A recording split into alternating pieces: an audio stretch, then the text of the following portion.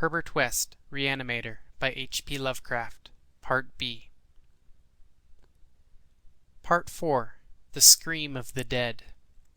The scream of a dead man gave to me that acute and added horror of Dr. Herbert West, which harassed the later years of our companionship.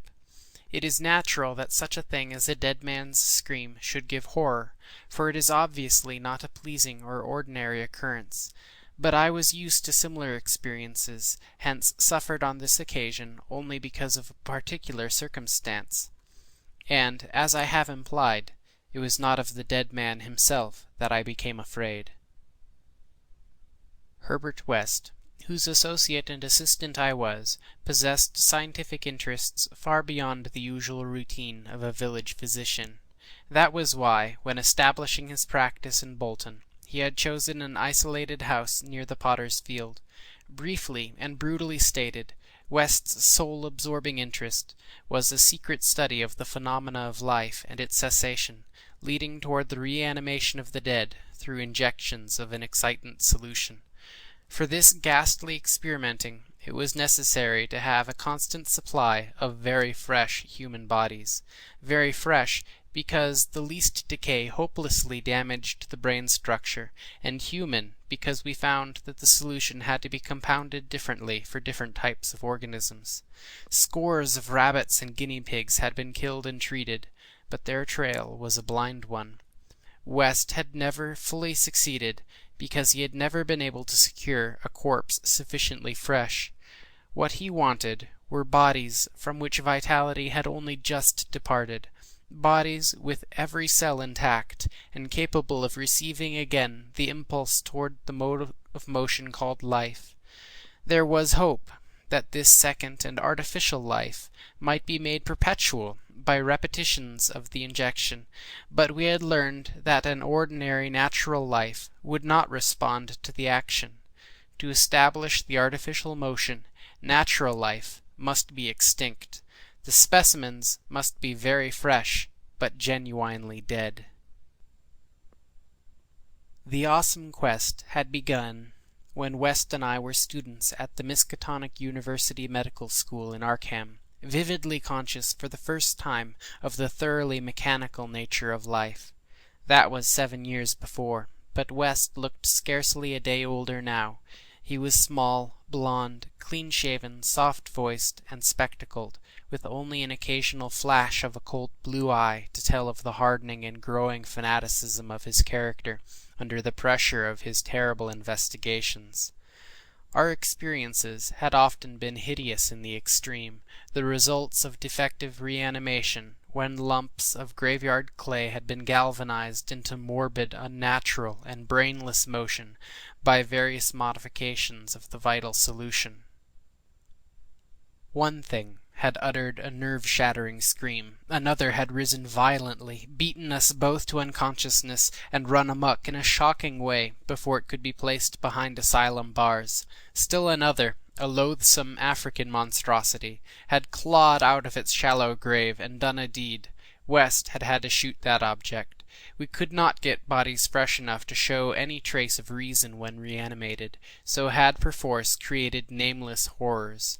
It was disturbing to think that one, perhaps two of our monsters still lived. That thought haunted us shadowingly, till finally West disappeared, under frightful circumstances. But at the time of the scream, in the cellar laboratory of the isolated Bolton College, our fears were subordinate to our anxiety for extremely fresh specimens. West was more avid than I, so that it almost seemed to me that he looked half covetously at any very healthy living physique. It was in July 1910 that the bad luck regarding specimens began to turn. I had been on a long visit to my parents in Illinois, and, upon my return, found West in a state of singular elation. He had, he told me excitedly, in all likelihood solved the problem of freshness, through an approach from an entirely new angle, that of artificial preservation.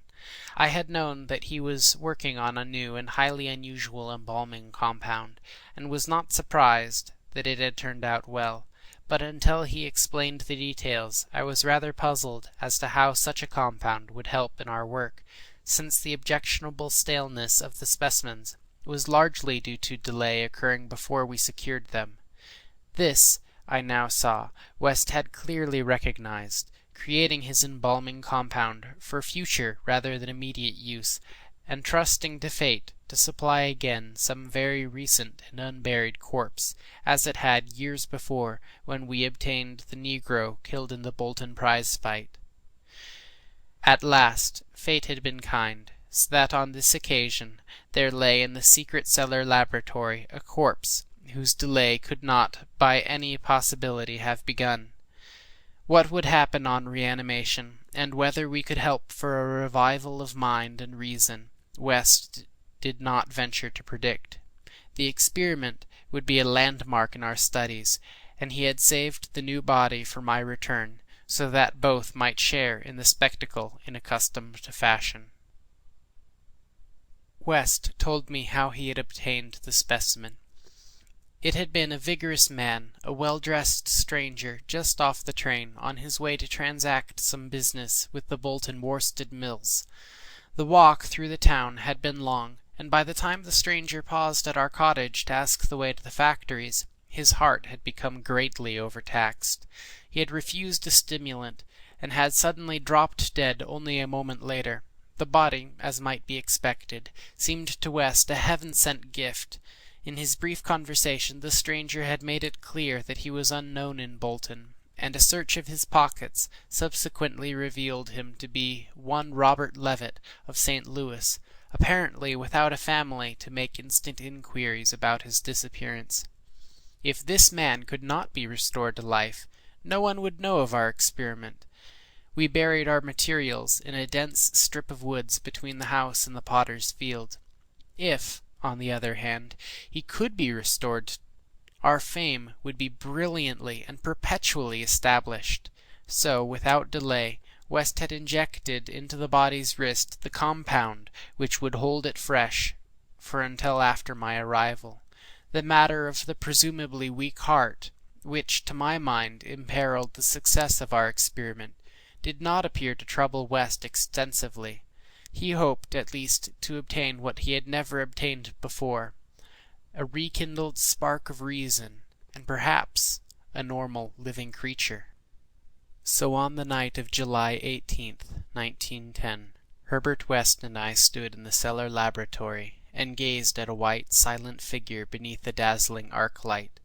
The embalming compound had worked uncannily well, for as I stared fascinatedly at the sturdy frame, which had lain 2 weeks without stiffening, I was moved to seek West's assurance that the thing was really dead. This assurance he gave readily enough, reminding me that the reanimating solution was never used without careful tests as to life, since it could have no effect if any of the original vitality were present.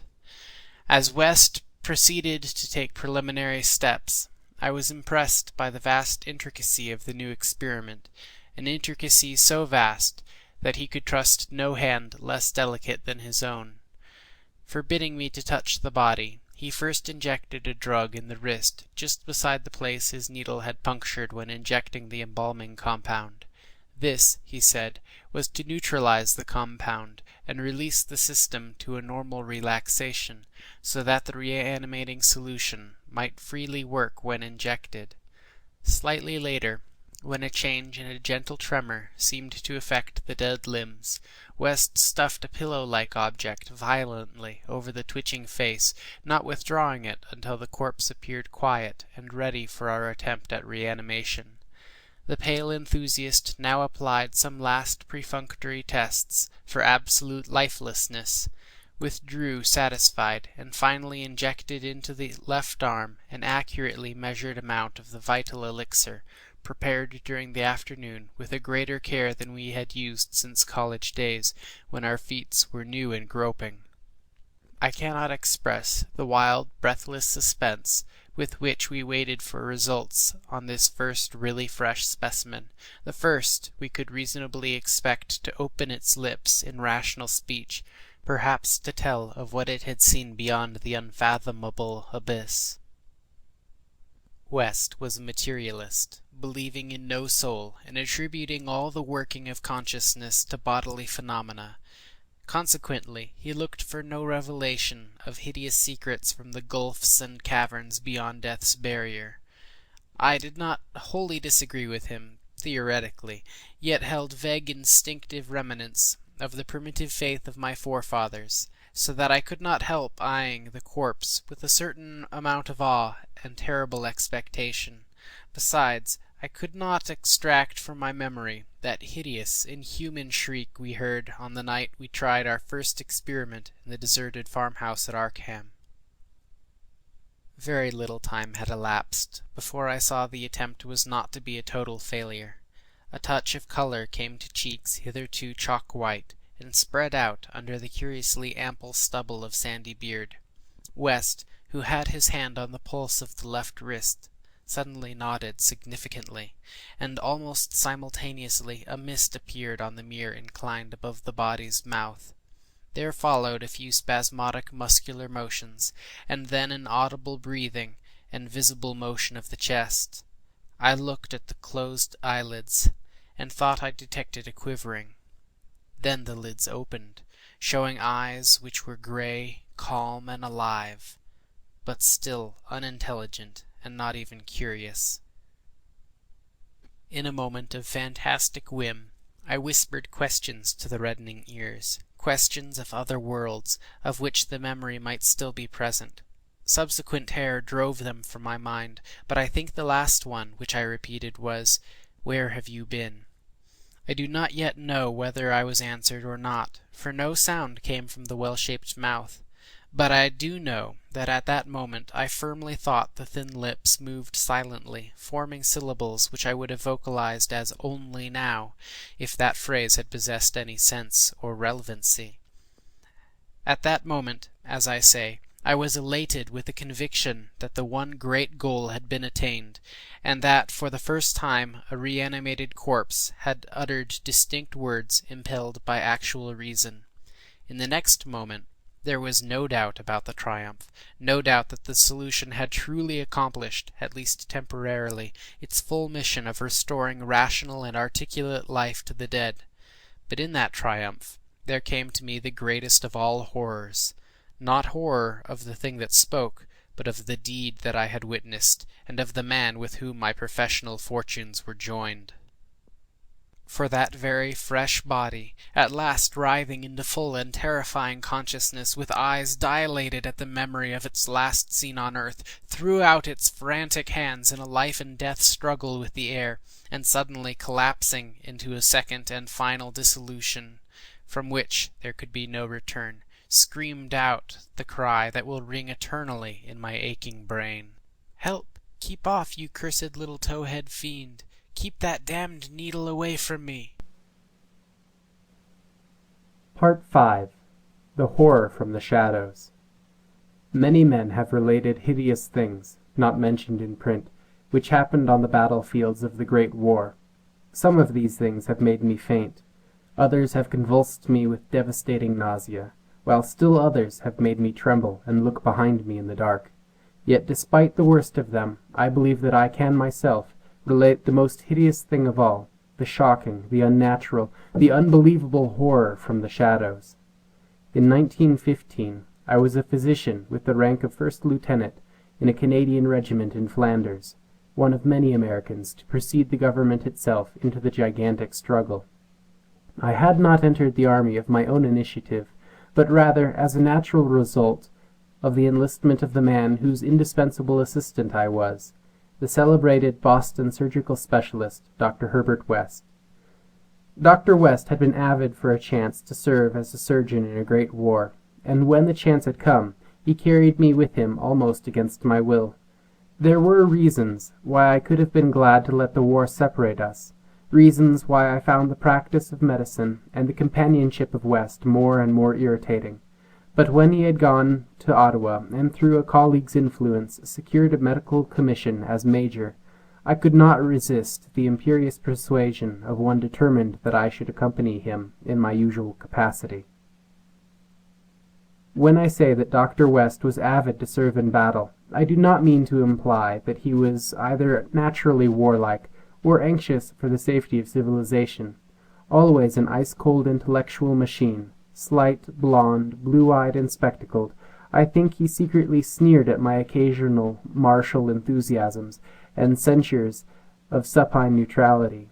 There was, however, something he wanted in embattled Flanders, and in order to secure it, had to assume a military exterior.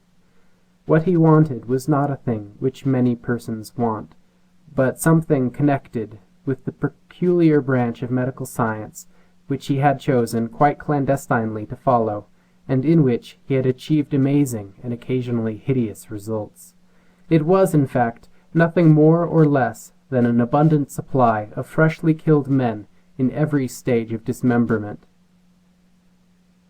Herbert West needed fresh bodies because his life work was the reanimation of the dead.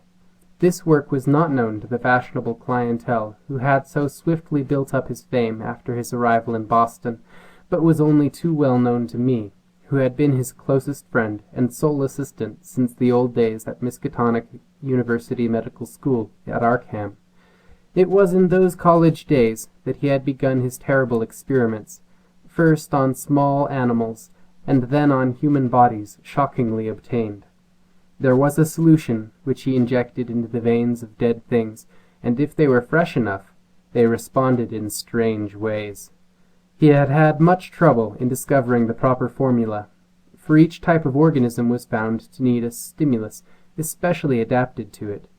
Terror stalked him when he reflected on his partial failures, nameless things resulting from imperfect solutions or from bodies insufficiently fresh. A certain number of these failures had remained alive. One was at an asylum, while others had vanished. And as he thought of conceivable, yet virtually impossible eventualities, he often shivered beneath his usual stolidity. West had soon learned that absolute freshness was the prime requisite for useful specimens, and had accordingly resorted to frightful and unnatural expedients in body-snatching. In college, and during our early practice together in the factory town of Bolton, my attitude toward him had been largely one of fascinated admiration, but as his boldness and methods grew, I began to develop a gnawing fear.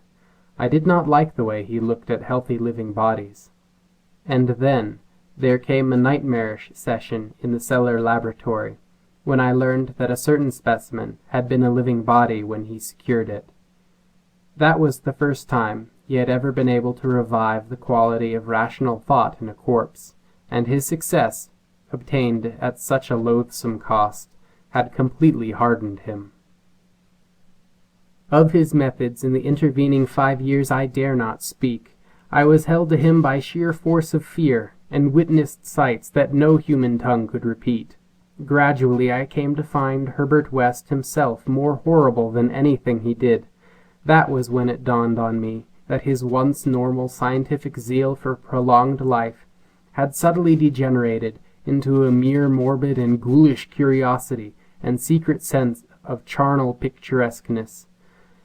His interest became a hellish and perverse addiction to the repellently and fiendishly abnormal. He gloated calmly over artificial monstrosities which would make most healthy men drop dead from fright and disgust.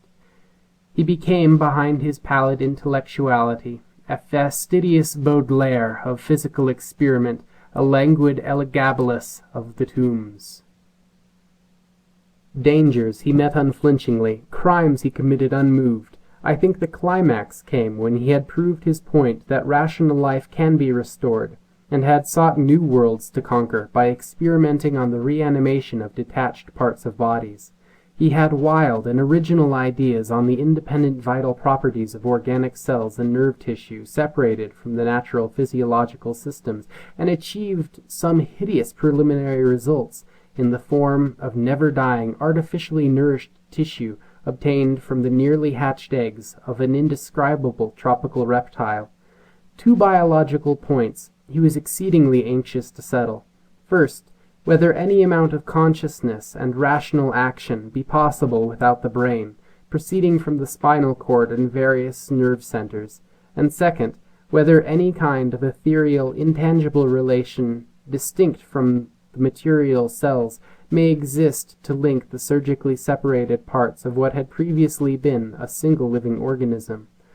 All this research work required a prodigious supply of freshly slaughtered human flesh, and that was why Herbert West had entered the Great War. The phantasmal, unmentionable thing occurred one midnight late in March 1915 in a field hospital behind the lines of St. Eloi. I wonder even now if it could have been other than a demonic dream of delirium. West had a private laboratory in an east room of the barn-like temporary edifice, assigned him on his plea that he was devising new and radical methods for the treatment of hitherto hopeless cases of maiming. There he worked like a butcher in the midst of his gory wares. I could never get used to the levity with which he handled and classified certain things.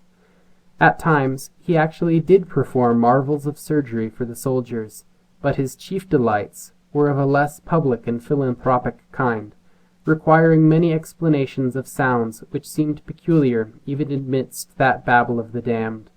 Among these sounds were frequent revolver shots, surely not uncommon on a battlefield, but distinctly uncommon in a hospital. Dr. West's reanimated specimens were not meant for long existence or a large audience. Besides human tissue, West employed much of the reptile embryo tissue, which he had cultivated in such singular results. It was better than human material for maintaining life in organless fragments, and that was now my friend's chief activity. In a dark corner of the laboratory, over a queer incubating burner, he kept a large covered vat full of this reptilian cell matter, which multiplied and grew puffily and hideously. On the night of which I speak, we had a splendid new specimen, a man at once physically powerful and of such high mentality that a sensitive nervous system was assured. It was rather ironic, for he was the officer who had helped West to his commission, and who was now to have been our associate. Moreover, he had in the past secretly studied the theory of reanimation to some extent under West. Major Sir Eric Morland Clapham Lee, D.S.O., was the greatest surgeon in our division, and had been hastily assigned to the St. Eloi sector when news of the heavy fighting reached headquarters. He had come in an airplane piloted by the intrepid Lieutenant Ronald Hill, only to be shot down when directly over his destination. The fall had been spectacular and awful. Hill was unrecognizable afterwards, but the wreck yielded up the great surgeon in a nearly decapitated but otherwise intact condition. West had greedily seized the lifeless thing which had once been his friend and fellow scholar, and I shuddered when he finished severing the head, placed it in his hellish vat of pulpy reptile tissue to preserve it for future experiments, and proceeded to treat the decapitated body on the operating table. He injected new blood, joined certain veins, arteries, and nerves at the headless neck, and closed the ghastly aperture with engraft skin from an unidentified specimen which had borne an officer's uniform. I knew what he wanted, to see if this highly organized body could exhibit without its head any of the signs of mental life which had distinguished Sir Eric Morland Clapham Lee. Once a student of reanimation, this silent trunk was now gruesomely called upon to exemplify it. I can still see Herbert West under the sinister electric light as he injected his reanimating solution into the arm of the headless body. The scene I cannot describe. I would faint if I tried it. For there is a madness in a room full of classified charnel things, with blood and lesser human debris almost ankle-deep on the slimy floor, and with hideous reptilian abnormalities sprouting, bubbling, and baking over a winking bluish-green spectre of dim flame in a far corner of black shadows. The specimen, as West repeatedly observed, had a splendid nervous system. Much was expected of it, and as a few twitching motions began to appear, I could see the feverish interest on West's face. He was ready, I think, to see proof of his increasingly strong opinion that consciousness, reason, and personality can exist independently of the brain, that man has no central, connective spirit, but is merely a machine of nervous matter, each section more or less complete in itself. In one triumphant demonstration, West was about to relegate the mystery of life to the category of myth. The body now twitched more vigorously, and beneath our avid eyes commenced to heave in a frightful way. The arms stirred disquietingly, the legs drew up, and various muscles contracted in a repulsive kind of writhing. Then the headless thing threw its arms out in a gesture which was unmistakably one of desperation, an intelligent desperation, apparently sufficient to prove every theory of Herbert West. Certainly the nerves were recalling the man's last act in life, the struggle to get free of the falling airplane. What followed, I shall never positively know. It may have been wholly a hallucination from the shock caused at that instant by the sudden and complete destruction of the building in a cataclysm of German shell fire. Who can gainsay it, since West and I were the only proved survivors? West liked to think that before his recent disappearance. But there were times when he could not, for it was queer that we both had the same hallucination. The hideous occurrence itself was very simple, notable only for what it implied. The body on the table had risen, with a blind and terrible groping, and we had heard a sound.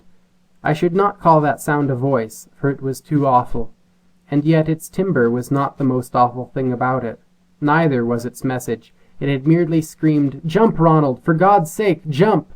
The awful thing was its source, for it had come from the large covered vat in that ghoulish corner of crawling black shadows. Part 6. The Tomb Legions. When Dr. Herbert West disappeared a year ago, the Boston police questioned me closely. They suspected that I was holding something back, and perhaps suspected graver things. But I could not tell them the truth, because they would not have believed it. They knew indeed that West had been connected with activities beyond the credence of ordinary men, for his hideous experiments in the reanimation of dead bodies had long been too extensive to admit of perfect secrecy. But the final, soul-shattering catastrophe held elements of demonic fantasy, which make even me doubt the reality of what I saw. I was West's closest friend and only confidential assistant. We had met years before in medical school, and from the first I had shared his terrible researches.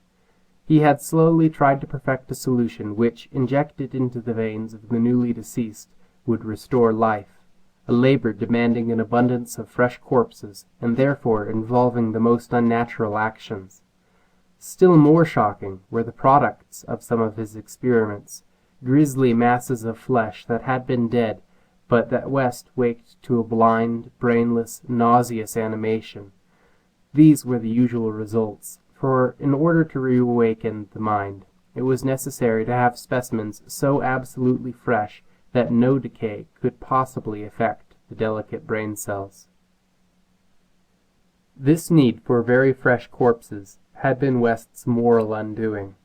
They were hard to get, and one awful day he had secured a specimen while it was still alive and vigorous. A struggle, a needle, and a powerful alkaloid had transformed it into a very fresh corpse, and the experiment had succeeded for a brief and memorable moment. But West had emerged with a soul callous and seared, a hardened eye which sometimes glanced with a kind of hideous and calculating appraisal at men of especially sensitive brain and especially vigorous physique. Toward the last, I became acutely afraid of West, for he began to look at me that way. People did not seem to notice his glances, but they noticed my fear, and after his disappearance used that as a basis for some absurd suspicions. West, in reality, was more afraid than I, for his abominable pursuits entailed a life of furtiveness and dread of every shadow. Partially it was the police he feared, but sometimes his nervousness was deeper and more nebulous, touching on certain indescribable things into which he had injected a morbid life, and from which he had not seen that life depart. He usually finished his experiments with a revolver, but a few times he had not been quick enough. There was that first specimen, on whose rifled grave marks of clawing were later seen. There was also that Arkham professor's body, which had done cannibal things before it had been captured and thrust unidentified into a madhouse cell at Sefton, where it beat the walls for 16 years. Most of the other possibly surviving results were things less easy to speak of, for in later years West's scientific zeal had degenerated into an unhealthy and fantastic mania. He had spent his chief skill in vitalizing not entire human bodies, but isolated parts of bodies, or parts joined to organic matter other than human. It had become fiendishly disgusting by the time he disappeared. Many of the experiments could not even be hinted at in print. The Great War, through which both of us served as surgeons, had intensified this side of West. In saying that West's fear of his specimens was nebulous, I have in mind particularly its complex nature. Part of it came merely from knowing of the existence of such nameless monsters, while another part rose from apprehension of the bodily harm they might under certain circumstances do him. Their disappearance added horror to the situation. Of them all, West knew the whereabouts of only one, the pitiful asylum thing. Then there was a more subtle fear, a very fantastic sensation, resulting from a curious experiment in the Canadian Army in 1915. West, in the midst of a severe battle, had reanimated Major Sir Eric Morland Clapham Lee, D.S.O., a fellow physician, who knew about his experiments and could have duplicated them. The head had been removed, so that the possibilities of quasi-intelligent life in the trunk might be investigated. Just as the building was wiped out by a German shell, there had been a success. The trunk had moved intelligently, and, unbelievable to relate, we were both sickeningly sure that articulate sounds had come from the detached head as it lay in a shadowy corner of the laboratory. The shell had been merciful in a way, but West could never feel as certain as he wished that we two were the only survivors. He used to make shuddering conjectures about the possible actions of a headless physician with the power of reanimating the dead. West's last quarters were in a venerable house of much elegance, overlooking one of the oldest burying grounds in Boston. He had chosen the place for purely symbolic and fantastical aesthetic reasons, since most of the interments were of the colonial period, and therefore of little use to a scientist seeking very fresh bodies.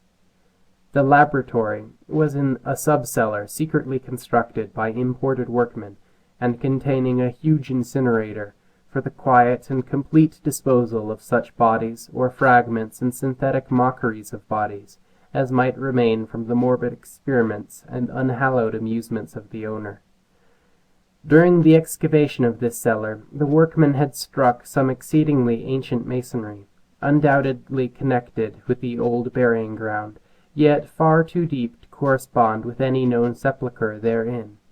After a number of calculations, West decided that it represented some secret chamber beneath the tomb of the Averils, where the last interment had been made in 1768.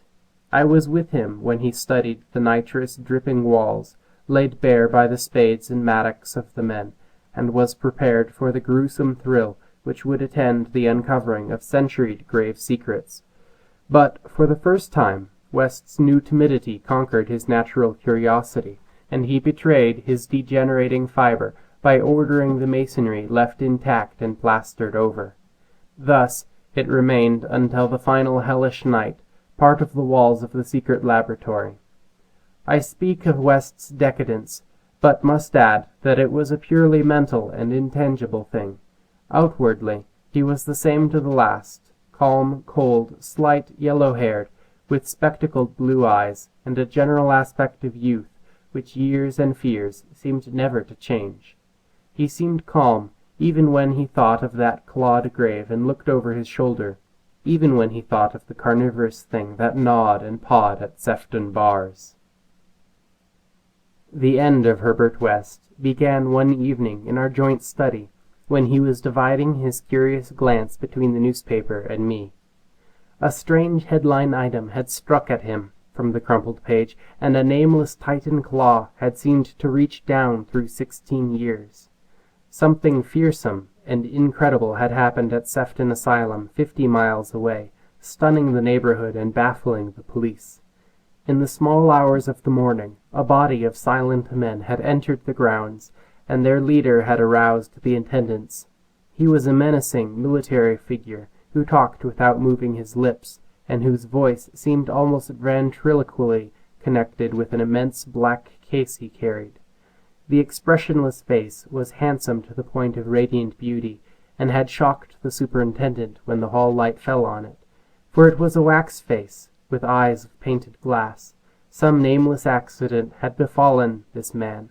A larger man guided his steps, a repellent hulk whose bluish face seemed half eaten away by some unknown malady. The speaker had asked for the custody of the cannibal monster committed from Arkham 16 years before, and upon being refused, gave a signal which precipitated a shocking riot. The fiends had beaten, trampled, and bitten every attendant who did not flee, killing 4 and finally succeeding in the liberation of the monster.